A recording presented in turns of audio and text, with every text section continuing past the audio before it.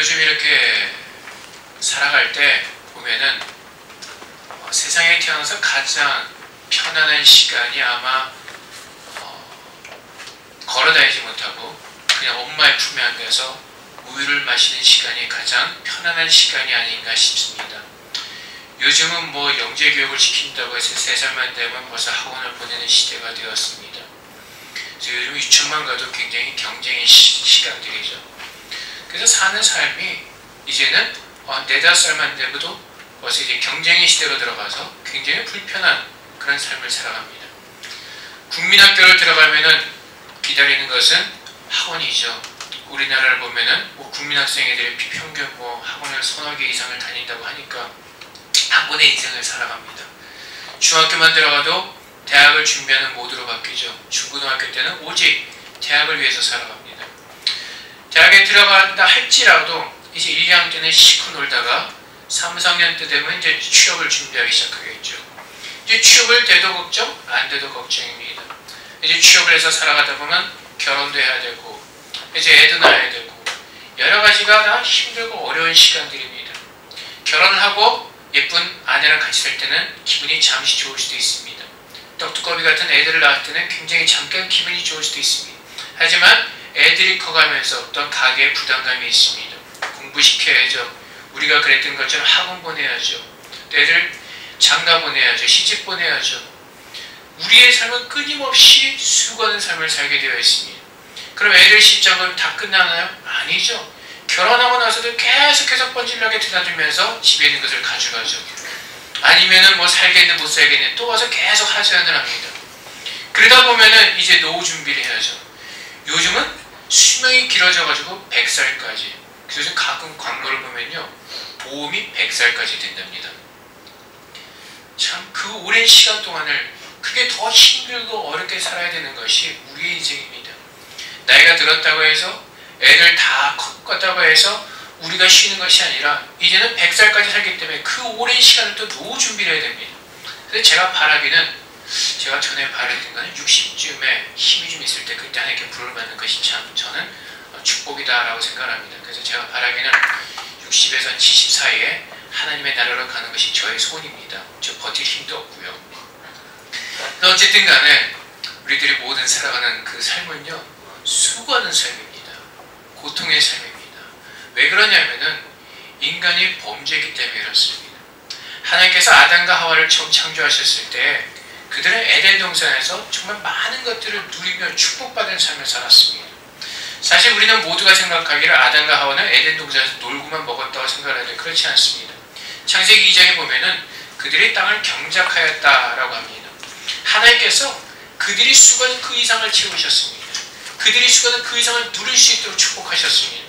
근데 그들의 삶이 여유롭고 편안해지고 정말 하나님께서 이 땅을 정복하고 다스리는 왕의 삶을 살 때 그들은 그들의 마음 가운데 교만한 마음이 들기 시작합니다. 그래서 사탄은 그 마음을 이용해서 유혹을 합니다. 하나님께서 선악과를 정말로 따먹지 말라고 말씀하셨느냐? 선악과를 따먹어도 죽지 않을 것이다. 하나님같이 될 것이기 때문에 하나님이 두려워서 너에게 먹지 말라고 하실 것이다 라고 유혹을 합니다. 그 말을 듣고 하와 또 아담이 선악과를 따먹고 범죄합니다. 그때 하나님께서 내리신 벌이 수고하는 그 노동의 벌을 주십니다. 근데 수고는 노동하는 것은 에덴 동산에도 했었습니다. 근데 그 벌이 달라졌습니다. 에덴 동산에 있을 때는 그들이 수고했던 그 이상의 것을 얻을 수 있었지만은 그들이 범죄하고 난 다음에 수고하고 얻을 수 있는 것은 아무것도 없었습니다. 땅이 저주를 받아서 가시와 엉겅퀴만 될 것이라고 하나님께서 말씀하십니다. 그들이 아무리 수고를 한다 할지라도 그들이 얻을 수 있는 것은 낙심과 절망뿐이었습니다. 그렇기 때문에 그 범죄한 그 아담의 그 삶 때문에 지금까지 모든 인류는 늘 고생과 고통과 노동과 수고하는 그 일을 멈출 수가 없는 것입니다. 지금까지 그 역사상 가운데 그 누구도 수고하는 그 일을 멈춘 적이 아무도 없습니다. 계속해서 우리는 그 번뇌와 고통과 고민 가운데 살 수밖에 없었습니다. 요즘 보십시오. 요즘 또 경제가 얼마나 어려워졌습니까? 얼마나 많은 남자 성도님들이 힘들고 어렵게 지금 고군분투하고 계십니까? 사업이 잘 안 되시고 회사도 힘들어지고 너무나 힘들게 살아갑니다. 근데 힘들게 사는 그것이 바로 우리들의 죄 때문이라는 것을 우리는 알아야만 합니다. 근데 믿지 않는 사람들은 그것을 모르기 때문에 스스로 그 어려움과 힘든 것들을 해결해 보고자 노력을 합니다. 근데 그것이 됩니까? 되질 않습니다. 근데 하나님께서 왜 우리에게 수고하는 그 노동의 벌을 우리에게 허락하셨는가? 하나님의 사랑입니다. 하나님께서 우리를 사랑하시기 때문에 우리의 교만함으로 했던 그 생겼던 그 범죄함을 깨닫게 하시게 한 것이었습니다. 그래서 시편 107편 4절부터 14절 말씀까지 가면은 인간이 곤고한 그 쇠사슬에 매어 있다고 말씀하십니다. 그 이유는 인간이 하나님의 말씀에 거역했기 때문이라고 합니다. 지존자의 뜻을 멸시했기 때문이라고 말씀하십니다. 그래서 인간이 창조해주신 하나님의 그 명령을 거역했기 때문에 그 말씀에 불순종했기 때문에 곤고한 그 쇠사슬에 매어서 거기에 헤어날 수가 없었던 것입니다. 근데 하나님께서 그렇게 하신 이유가 무엇이냐면은 하나님은 우리를 사랑하시기 때문에 우리가 그 교만했던 마음을 돌이키고 하나님께로 돌아가기를 원하셨기 때문에 그렇습니다. 그 곤고한 중에서 고통 중에서 오직 우리를 구원하실 분은 하나님밖에 없음을 알게 하시고 하나님을 부르짖게 하기 위해서 그 수고하는 곤고와 노동하는 그 벌을 우리에게 허락하셨던 것입니다. 그렇기 때문에 우리 믿는 사람들은 이 수고와 그 고통당하는 이 삶 가운데서 우리는 오직 하나님께 나가서 주님의 구원함을 우리는 구해야 할 것입니다. 또 우리도 마찬가지로 어떤 힘든 일이 생기면 사람을 찾아갑니다. 때로는 우리가 할 수 있는 방법으로 그 일을 해결해 보고자 합니다. 하지만 우리에게 일어나는 모든 일들은 우연히 일어나는 것이 아무것도 없습니다. 모든 것이 하나님의 계획하신 가운데 있습니다. 그 계획하신 가운데 궁극적인 목적은 하나님이 나를 사랑하시는 것입니다. 그분이 나를 만나기 위해서입니다. 하나님께서 나를 힘들게 하시고 어려운 가운데 두신 이유는 그 모든 어려움들을 통해서 우리가 그 수고하고 모든 짐을 가지고 주님 앞에 나아가 주님을 만나게 하시기 위해서 그 고통과 어려움을 주시는 것입니다. 그래서 우리는 때로는 힘들고 어려운 시간들을 보낼 수가 있습니다. 하지만 하나님께서 원하시는 것은 그때마다 오늘 우리가 읽은 본문의 말씀처럼 다윗이 기도하는 것처럼 그때마다 주 앞에 나와서 기도하기를 원하시는 것입니다. 다윗이 이렇게 고백합니다. 여호와여, 나는 가난하고 궁핍하오니 주의 귀를 기울여 내게 응답하소서. 내 주여, 내 주 하나님이여, 주를 의지하는 종을 구원하소서. 아마 이때 다윗의 환경에 배반자가 일어나고 아니면 적들이 일어나서 다윗을 치고자 하는 그런 순간에 있었던 것 같습니다. 그런 힘든 가운데서, 그런 고통의 가운데서 다윗이 의지했던 것은 자신이 가지고 있던 군대가 아니었습니다. 자신이 가지고 있던 힘이 아니었습니다. 다윗이 의지했던 것은 오직 여호와 하나님이었습니다. 그런 곤고한 가운데서 하나님께서 구원해 주시기를 다윗은 하나님께 기도하고 있는 것입니다. 다윗은 압니다. 나는 가난하고 궁핍하오니, 나는 가난하고 곤고하오니. 가난하다는 말은 무슨 말입니까? 내가 가지고 있다는 것이 없다는 것입니다. 내가 할 수 있는 것이 없다는 것입니다. 다윗은 이스라엘 왕이었습니다. 그럼에도 불구하고 나는 가난하고 궁핍하고 곤고한 자입니다. 주 앞에 기도합니다. 이 고백은 나의 힘으로는 할 수 없다는 것입니다. 나의 힘으로는 이룰 수가 없다는 것입니다. 그래서 다윗은 주 앞에 나와서 기도하는 것입니다. 주님, 나의 기도에 귀를 기울이시고 응답하여 주시옵소서. 나를 구원하여 주시옵소서. 그래서 오늘 읽은 본문 말씀에 보면 계속해서 다윗이 이렇게 얘기합니다. 응답하소서. 부르짖습니다. 부르짖습니다. 들으소서. 하나님은 매 순간마다 우리가 하나님을 바라보기를 원하십니다. 하나님은 나를 사랑하시기 때문에, 우리를 사랑하시기 때문에 매 순간마다 나와 함께하기를 원하십니다. 근데 우리는 내 육적인 그 본성이 살았기 때문에 아담과 하와가 그랬던 것처럼 자꾸 하나님의 품을 뛰쳐나오고자 하는 그 본성이 있습니다. 그럴 때마다 하나님은 곤고한 일을 통해서, 어려운 일을 통해서 우리의 마음을 돌이키기를 원하시는 것입니다. 그래서 우리 믿는 사람들은 힘들고 어려운 일을 당할 때마다 우리는 깨달는 것입니다. 아, 나의 발걸음이 하나님부터 멀어졌구나. 하나님께서 나의 발걸음을 돌이키기를 원하시는구나. 하나님께서 내가 돌아가기를 원하시는구나. 늘 하나님 바라보면서 하나님 곁으로 돌아와야 하는 것입니다. 다윗이 고백했던 것처럼 우리는 가난한 자들입니다. 우리는 궁핍한 자들입니다. 우리가 할 수 있는 것이 아무것도 없습니다. 내가 지금 가졌다고 생각하는 그 어떠한 것도 내가 죽을 때 가져갈 수 있는 것이 아무것도 없습니다. 우리는 이 땅에 빈몸으로 오는 것처럼 빈손으로 가는 것입니다.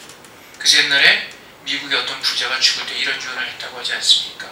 제가 죽으면 관의 양쪽에 구멍을 내어서 자기의 두 팔을 밖으로 내어놓으라는 것이었습니다. 그것은 세상 사람들이 자기가 아무리 부자였다 할지라도 이 세상에 죽을 때 가지고 갈 수 있는 것이 아무것도 없다는 것을 깨닫게 하기 위해서 그런 유언을 남겼다고 합니다. 우리가 가져갈 수 있는 것이 아무것도 없습니다. 내가 가졌다고 생각은 하지만 정말로 내가 내 손에 쥐은 것은 아무것도 없습니다. 우리는 가난한 자들입니다. 하나님께서 내게 허락하시지 않으면 내가 누릴 수 있는 것이 아무것도 없습니다. 근데 우리는 우리가 쟁취했다고 생각합니다. 내가 취했다고 생각합니다. 내가 벌었다고 생각합니다. 근데 하나님께서 거둬가시면요, 한순간에도 거둬가실 수가 있습니다. 세계 경제를 보십시오. 한순간에 경제가 나빠졌습니다. 우연입니까? 아닙니다. 하나님이 범죄한 땅을 책망하시기 위해서 하나님께서 우리에게 주시는 사인인 것입니다. 왜 갑자기 질병이 돌다가 사라집니까? 한동안 옛날에 우리를 위협했던 그 사스, 중국에 있을 때는 엄청난 사람이 죽었고 대만 다음에 그때 굉장히 어려웠던 것을 합니다. 네, 여러분 생각해 보십시오. 그 질병이 갑자기 생각이 납니다. 수많은 사람들을 죽입니다. 그럼 어느 순간에 어떤 과학 연구 전문가들이 이렇게 얘기해요. 이 병이 굉장히 오래 갈 것이다. 근데 어느 순간에 또한 사라져버립니다. 이것은 하나님의 방법이 아니면 설명이 되어지지 않는 것입니다. 하나님은 인간이 범죄하고 악해질수록 그렇게 하나님의 사인을 보내셔서 우리 인간들이 하나님께 돌이키기를 하나님께서 우리에게 그 회개의 시간을 주시는 것입니다. 그렇게 힘든 시간을 보낼 때마다 우리 믿는 사람들이 얼마나 하나님께 기도했겠습니까? 근데 어리석은 인간들이 깨닫지를 못합니다. 우리의 삶이 편해진 것 같죠. 사회가 발달하고 문명이 발달하고 과학이 발달하고 편해진 것 같죠. 그렇지 않습니다. 과학이 발달할수록 우리의 삶은 더 불편해집니다. 힘들어집니다. 근데 블랙베리가 나왔을 때 많은 사람들이 신기했죠. 이메일도 되고. 근데 그건 그 사원들의 완전히 그 올가매는 것이어서 어디를 가든지 이메일을 확인해야 되고 일을 해야 되고 처음엔 좋았지만은 일하는 도구가 됩니다. 인터넷 얼마나 발달이 되었습니까? 세상이 얼마나 편합니까? 클릭하면 세상의 모든 정보를 다 얻을 수가 있습니다. 근데 요즘 그것이 어떤 부작용이 일어납니까? 인터넷에 떠도는 수많은 그 음란물을 보다가 사람들이 다 미쳐버리지 않았습니까? 요즘 그 뭐예요? 그 성추행범들 다 어디서 생겨났습니까? 수많은 그 음란물 보다가 자기도 모르게 거기에 빠져가지고 그런 엄청난 짓을 하게 되는 거 아닙니까? 과학이 발달하면은 세상에 유익을 주는 것도 있지만은 사람들이 그것을 통해서 더 악해져가고 더 멸망해 간다는 것입니다. 우리는 그것을 분별해야 합니다. 편해지는 것이 우리에게 결코 유익이 될 수 없다는 것입니다. 때로는 우리에게 하나님께 주시는 고난과 고통의 시간이 필요하다는 것입니다. 그럴 때 인간들을 밀어내서 그럴 때 우리는 정신을 차리고 하나님께 돌이키기 때문에 그렇습니다. 사랑하는 성도 여러분, 우리는 지금 힘든 시간들을 보내고 있습니다. 경제적으로 어려운 시간들을 보내고 있습니다. 이 시간이 언제 끝날지 모릅니다. 하지만 우리가 구해야 될 것은 하나님 앞에 나와서 겸손하게 기도하는 것입니다. 먼저 우리의 힘으로 해결할 방법을 알아보는 것이 아니라 하나님 앞에 나와서 내 모든 수고한 그 짐을 지고 내가 짊어진 그 모든 그 짐을 지고 주 앞에 나와서 기도하는 것입니다. 하나님, 우리 회사가 문제가 이렇습니다. 우리의 가정의 문제가 이렇습니다. 내 삶의 문제가 이렇습니다. 그 모든 것을 가지고 나와서 하나님을 찾을 때 하나님께서 그 길을 열어주시는 것입니다. 우리는 입으로는 하나님께서 하실 것을 믿습니다라고 말하지만은 우리의 믿음이 연약해서 늘 의심하고 걱정하는 삶을 살아갑니다. 그렇지 않습니까? 솔직히 얘기해서 저도 마찬가지입니다. 네, 하나님께서 하나님 우리를 너무나 사랑하시기 때문에 주님만을 바라보게 하시고 주님을 바라볼 때 주님의 넘치는 은혜를 우리에게 부어주길 원하십니다. 하나님 우리 아버지이십니다. 그분은 우리를 자녀로 여기시기 때문에 자녀가 가장 좋은 것을 누리길 원하십니다. 근데 언제요? 하나님께로 돌아와서 하나님 품 안에 거하면서 그것을 누릴 수 있는 그 위치에 설 때. 그래서 사랑하는 성도 여러분, 우리가 살아가면서 좀 아까 말씀드린 것처럼 우리가 늘 고난의 순간들이 있습니다. 이 세상에 멈추는 그날까지 우리는 힘든 순간들을 계속해서 반복하면 보내게 될 것입니다. 근데 한 가지 다른 점은 우리가 하나님 앞에 나가 은혜를 잊는다는 것입니다. 세상 사람들 힘들고 어려운 순간에 그들을 도우시는 사람이 없지만은 우리는 하나님의 자녀이기 때문에 내가 힘들고 모든 그 힘든 어려운 것들을 주 앞에 가지고 나갈 때 하나님께서 나의 문제를 해결해 주신다는 것입니다. 이 세상에 살아가면서 문제 없는 사람 아무도 없습니다. 우리나라에서 가장 돈 많은 재벌도 가정에 문제가 있습니다. 아들들이 이혼을 합니다. 자녀가 자살합니다. 문제 없는 사람은 아무도 없습니다. 누구에게나 문제는 분명하게 있습니다. 가정의 문제, 경제적인 문제, 자녀의 문제 등등 여러 문제들이 있을 수가 있습니다. 근데 그 문제는 하나님께서 나를 만나기 위한 축복의 통로라는 것을 우리는 기억해야 할 것입니다. 그래서 우리가 주 앞에 나와서 기도할 때 하나님은 나를 만나주시고 나를 축복해 주시는 것입니다.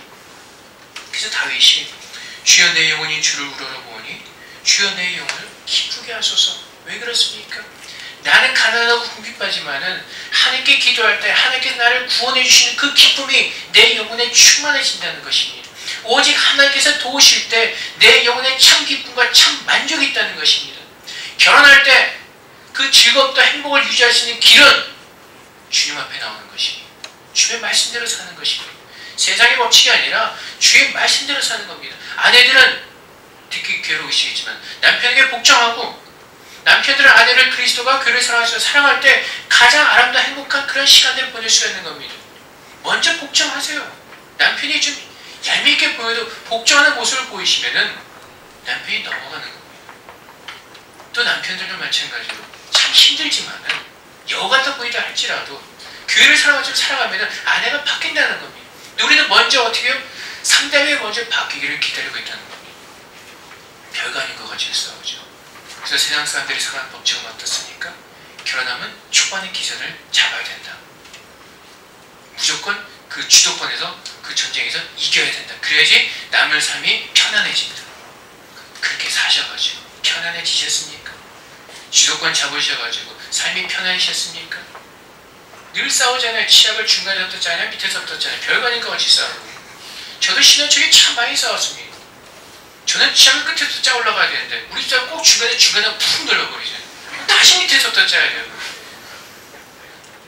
근데 우리는 늘 그런 거 가지고 티가. 근데 우리가 살아갈 때 가장 그 아름다운 법칙은 바로 하나님의 말씀이 우리의 법칙이 되는 겁니다. 그분의 말씀대로 살아간다면 우리의 삶은 다 아름다운 삶을 사는 것입니다. 근데 우리에게 믿음이 없기 때문에 연약하기 때문에 내 육이 살아있기 때문에 하나님 앞에 나가서 내 모든 짐을 내려놓지 못하는 데 있습니다. 그래서 우리는요 내려놓는 그 연습을 하셔야 됩니다. 내가 가졌다고 생각하는 그 모든 것들을 내려놓으셔야 됩니다. 근데 내가 가난하면요 너무나 쉽게 됩니다. 내가 궁핍한 것을 알면요 하나님 앞에 내려놓을 수밖에 없습니다. 제가 아는 목사님 중에 한 분이 천안에서 개척을 시작하셨습니다. 나이는 아마 50이 좀 넘으셨을 겁니다. 여러분들이 아시다시피 한국에서 개척교회를 한다는 것은 굉장히 힘이 듭니다. 요즘은 개척교회 안 갑니다. 개척교회 가면요 뭔가 힘들어질까봐 개척교회 안 가고 다 준비되어진 교회로 사람들이 갑니다. 요즘엔 교회가 개척을 해도요 1년에 문 닫는 교회가 엄청 많습니다. 이 목사님이 용감하게도 개척을 하셨습니다. 다른 교회에서 같이 사역하자고 콜하는 데가 많이 있었는데 목사님이 하나님께서 개척을 주셨다는 그 비전을 가지고 그 나이 용감하게 천안에서 개척을 하였습니다. 근데 목사님이 가진 것이 아무것도 없었습니다. 천안에서 어느 상가 건물 4층을 얻었는데 여러분 요즘 상가가 얼마나 잘 되어 있습니까? 엘리베이터 있고. 근데 거기는 엘리베이터도 없습니다. 그냥 위치도 별로 좋지 않습니다. 교회 성장학적으로 보면은 저도 그걸 잘 믿지는 않지만 교회가 부흥하려면 위치도 좋아야 되고 여러 가지 조건들이 있습니다. 교회 성장학적으로 보면은 결코 부흥할 수 없는 그런 곳에다 개척을 시작했습니다. 가진 것이 아무것도 없으니까 그 상가 건물을 얻어서 예배당 조그맣게 꾸미고 방 하나 만들어서 이제 목사님 이제 생활하시고. 근데 자녀들이 둘이 있었는데 집이 없다 보니까 방이 없다 보니까 이제 아들은 아르바이트 하다 이제 군대 갔고 딸은 이제 고등학생이 기숙사인 학교를 찾아서 이렇게 학교를 보내게 되었습니다. 내가 굉장히 똑똑합니다. 어려서부터 글짓기도 잘하고 굉장히 똑똑한 여자입니다. 근데 하나님의 은혜로 그 안산 동산고등학교에 이렇게 입학하게 되었습니다. 교회에서는 학교에 굉장히 우리나라에서 잘 유명하게 알려져 있습니다. 정말 공부 잘하는 애들이 가 있고 정말 부잣집 애들이 많이 몰려있고. 근데 이 아이가 입학할 때 선생님들이 이렇게 당당하게 얘기했습니다. 원래 굉장히 내성적인 아이인데 어떻게 그런 얘기를 했는지 모르겠습니다. 우리 부모님이 목사님인데 지금 개척을 해서 가진 것이 아무것도 없습니다. 저 기숙사에 넣어주지 않으면 저 학교에 못 다닙니다. 거기 기숙사에 들어가려 줄 서는 사람이 너무나 많이 있습니다. 근데 어떻게 해서 하나님의 은혜로 들어가서 1학년을 마쳤습니다. 근데 제가 요즘 기도하는 가운데 굉장히 그 아이에 대한 부담감이 생겼습니다. 물론 너무나 어렵고 그러시니까 이제 저희도 뭐 많지는 않지만 조금씩 도와드리고 있었는데 기도하는 가운데 굉장히 부담감이 있었습니다. 교회는 뭐 개척을 했지만 아시다시피 성도는 늘지 않습니다. 계속 오랫동안 가족끼리 예배를 드리다가 요즘 최근에 이제 성도님들이 왔다고 하는데 한 분은 알코올 중독자, 한 분은 사업이 망해서 돈이 없다고 돈 좀 달라고 오시는 분, 뭐 그냥 그런 분 한 서너 분이야만 이제 성도로 오고 계신 것 같아요. 근데 이제 부담감이 되어서 이렇게 슬쩍 이렇게 떠보니까 물론 힘드셨겠지만 조금 더 어려운 것 같아요. 그래서 슬쩍 이제 학비를 물어보았습니다. 그랬더니 기숙사에 학비 다 해서 석 달에 120만 원이 들어간대요. 근데 들어보니까 굉장히 힘든 것 같아요. 그래서 우리 장로님하고 안수 집사님들이 이렇게 모금해 놓으신 이제 장학금이 있어서 우리 장로님과 안수 집사님과 상의해서 이제 청구를 이제 송금을 했습니다. 근데 그 사모님이 메일이 왔는데 문자가 왔는데 사실 그동안에 돈이 없어서 기숙사비를 못 내고 있어가지고 밀려가지고 이제 아이가 기숙사에서 퇴출당한 위기에 있었다는 겁니다. 그걸 어떻게 메꿔볼까 해서 목사님이랑 그날 아침에 은행에 가서 어떻게 대출을 좀 받아볼까 했는데 워낙 가진 것이 없으시니까 신용이 안 되니까 대출도 받을 수가 없었다는 겁니다. 근데 하나님께서 또 이제 저희를 통해서 채우게 하셨죠. 근데 하나님께서 왜 그렇게 하셨냐면요, 그 아이가 눈물로 아침마다 새벽이나 새벽에 기도하는 겁니다. 뭐 가정상에 뻔해 하니까 부모에게 말을 못하고 하나님께 기도하는 겁니다. 새 학기 시작해서 책 살 것도 있고 많이 돈 들어갈 것도 있는데 사실 뭐 이 아이가 기댈 것이 아무데도 없었습니다. 그러니까 눈물로 하나님 앞에 나와서 기도하는 겁니다. 하나님은 그 아이의 기도를 들으시고 우리를 감동시켜서 돕게 하신 겁니다. 그래서 다행히 이제 그 아이가 학교를 계속해서 잘 다닐 수가 있게 되고 이제 그 아이는 그 아이 나름대로 기도하는 건데 하나님이 주신 그 은혜를 그 아이는 맛보게 된 것입니다. 사모님의 표현이 이렇습니다. 정말 참으로 가슴 아픈 며칠을 보냈습니다 라고 말할 정도로 정말 딸아이가 학교에서 이제 기숙하지 못하고 나오게 될 상황이 얼마나 마음이 아팠겠습니까? 해줄 수 있는 것은 아무것도 없고 가질 수 있는 것은 아무것도 없고 그럼에도 불구하고 이 아이는 늘 믿음에서 당당했습니다. 하나님께서 해주실 겁니다. 어머니를 위로하고 기도하고. 그래서 저희가 이제 장학금을 보낸 날 이제 그 딸에게 연락을 주기 위해서 이제 밤늦게 이제 전화를 했나 봅니다. 이제 기숙사 생활하니까 아마 뭐 자율학습 끝나고 뭐 다 끝나고 들어오면 밤늦게 된 것 같습니다. 그래서 그 사모님이 저에게 주신 문자 메시지가 이렇습니다. 목사님, 너무 늦은 시간인데요. 새해가 이제야 기숙사 방으로 오는 시간이라서 방금 통화했어요. 오늘 주님의 역사하심을 알려줬더니 많이 우네요. 그렇지 않아도 신학기라 책값도 너무 많이 들고 여러 가지 놓고 눈물로 기도했대요. 그 주님이 그렇게 다 듣고 계셨구나. 그러면서 너무 감사하다고 우느라고 얘기를 다 못했어요. 더 열심히 기도하고 더 열심히 기도한대요. 라는 그런 간증의 또한 그 문구를 보내셨습니다. 하나님은 그렇습니다. 우리가 정말 하나님께 간절히 기도할 때 하나님께서 들으십니다. 근데 하나님께서 왜 우리를 통해서 또한 역사하시는가? 왜 저에게 그런 감동을 주셨는가? 제가 미련해서 그렇습니다. 협력하여 일을 하시는 하나님께서 저에게 또한 깨닫게 하실 그 일을 허락하셨습니다. 제가 미련하게도 최근에 한 가지 걱정거리가 있었습니다. 새 교회로 이사가서 한 달 운영비를 생각해보니까 지금 재정으로는 굉장히 부족했습니다. 저도 모르게 근심하고 걱정이 되었습니다. 근데 하나님이 이 일을 통해서 다시 한번 깨닫게 하시는 것이 너는 바보다. 내가 이 일을 시작했고 지금까지 내가 은혜로 간섭해서 여기까지 왔는데 너의 믿음이 없다는 것을 알게 하시는 것입니다. 다시 한번 제 믿음을 돌아보게 하시고 이 아이보다 못했던 믿음을 이 아이를 통해서 깨닫게 하시고 부끄럽게 하시고 저의 마음을 돌이키셨습니다. 그래서 하나님이 하시는 일은요, 한치의 빈틈도 없으십니다. 하나님이 하시는 일은 늘 계획되고 늘 완벽하게 일하시는 분이 하나님이십니다.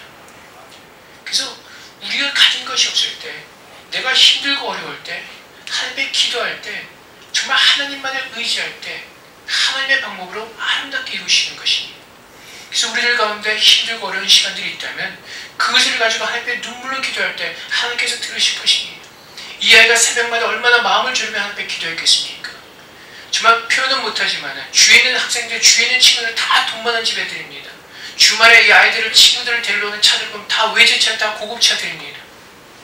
그 가운데서 얘는 하나님께 기도했습니다. 하나님, 우리 부모님이 돈이 없어서 내가 과외를 받지 못한다 할지라도 내가 기도할 때 하나님께서 힘주셔서 하나님의 방법으로 내가 그들보다 더 할 수 있다는 것을 보이게 하여 주시옵소서. 그 기도를 아이는 늘 주님 앞에 기도했습니다. 그리고 모든 것을 이 아이는 눈물 앞에 기도할 때 하나님께서 이 아이의 기도를 들으시고 응답하시는 것입니다. 근데 하나님의 은혜는 이 아이에게만 해당되는 것이 아니라 주님 앞에 나가 부르짖는 우리 모두에게 주시는 하나님의 은혜인 것입니다. 그 날마다 우리의 마음을 가지고 우리가 진심을 가지고 주 앞에 나가서 기도할 때 하나님께서 응답하실 것입니다. 근데 우리가 미련하게도 자꾸 그 짐을 내가 움켜쥐고 있는 것입니다. 내가 해결해보자고 내가 움켜쥐고 있는 것입니다. 근데 하나님은 뭐라고 말씀하십니까? 수고하고 무거운 짐 자들아 다 내게로 오라고 말씀하십니다. 다 내게로 오라. 다 조건 가리지 않으십니다. 내게 이쁨 받는 얼굴 이쁜 사람들, 잘생긴 애들 뭐 그런 사람들 오는 것이 아니라 수고하고 무거운 짐 자들 다 내게로 오라고 말씀하십니다. 하나님의 초청입니다. 하나님의 은혜입니다. 그래서 우리가 내 마음에 있는 짐들 아니면 내가 외적으로 짊어지고 모든 짐들을 주 앞에 가지고 나갈 때 하나님께서 분명히 우리의 기도를 들으시고 응답하시고 구원해 주시고 그것을 통해서 우리의 영혼에 참 기쁨이 넘치도록 우리에게 허락해 주실 것입니다. 여러분 곤고하십니까? 힘이 드십니까? 아프십니까? 주 앞에 나와서 기도하십시오. 내가 공부한 일이 없습니까? 그럼 여러분의 믿음이 해해지지 않도록 여러분을 더 쳐서 복종시켜야 하는 것입니다. 우리에게 곤란이나 환란이 없다면요, 성경 말씀에 보면 사생장한인지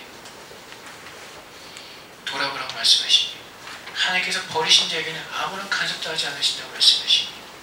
그나마 우리에게 공부한 일이 있고 힘든 일이 있는 이유는 하나님께서 나를 사랑하시기 때문에 그 일을 통해서 하나님께서 나를 만나주기를 원하시기 때문에 하나님이 나를 사랑하시기 때문에 그것이 나를 부르는 하나님의 축복된 초청의 음성임을 우리는 알아야 할 것입니다.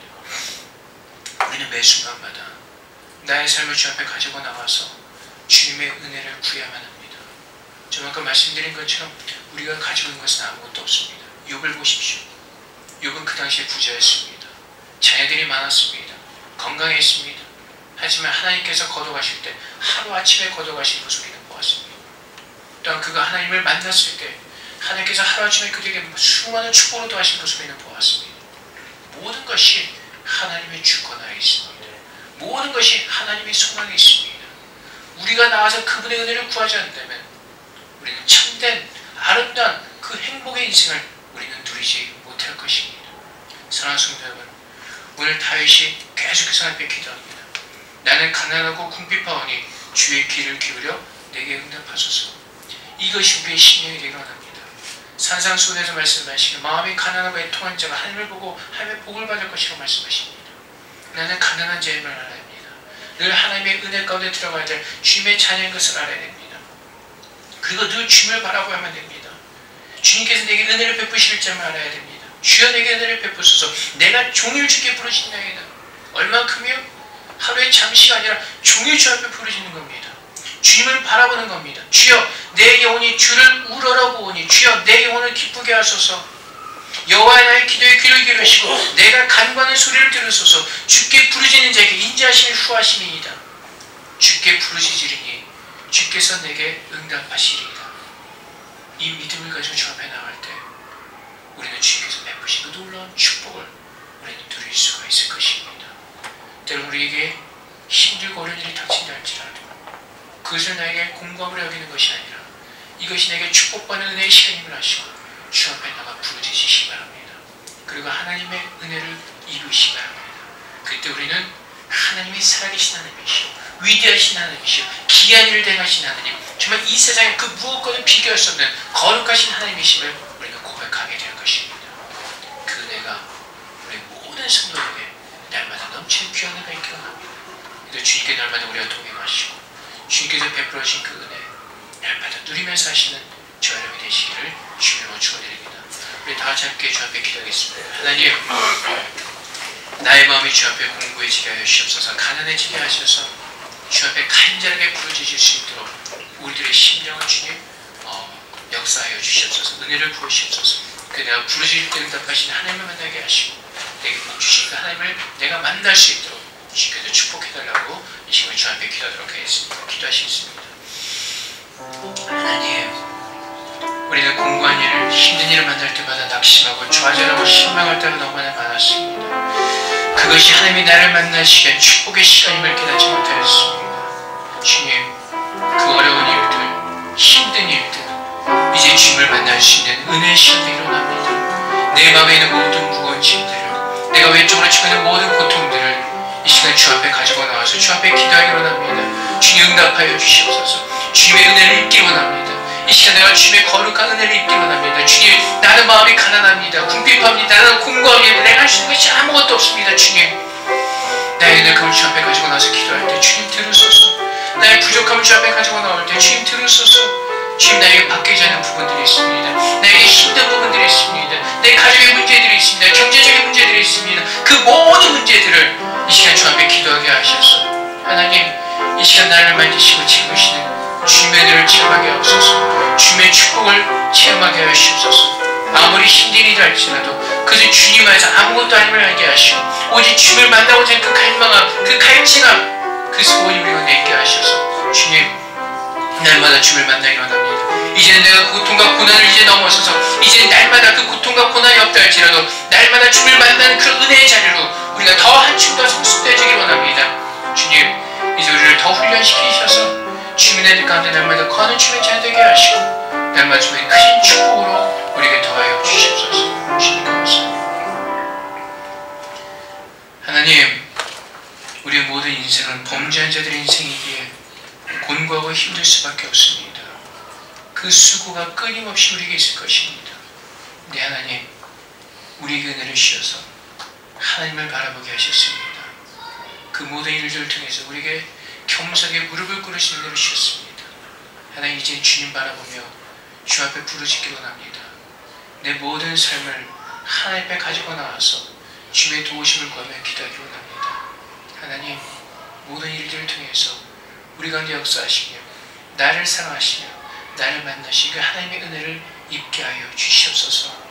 주님, 오직 주님의 은혜로만 살기를 원합니다. 주님의 사랑 가운데만 거하기를 원합니다.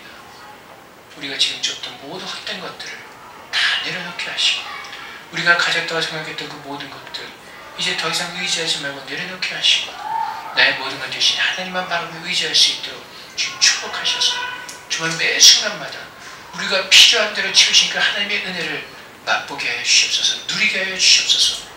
그래서 우리가 입술을 열어 하나님을 찬양하게 하시고 그 기이한 일 행하신 주님을 찬양하며 영광 돌릴 수 있도록 축복하여 주시옵소서. 하나님 감사합니다. 예수 그리스도 이름으로 기도합나이다. 아멘.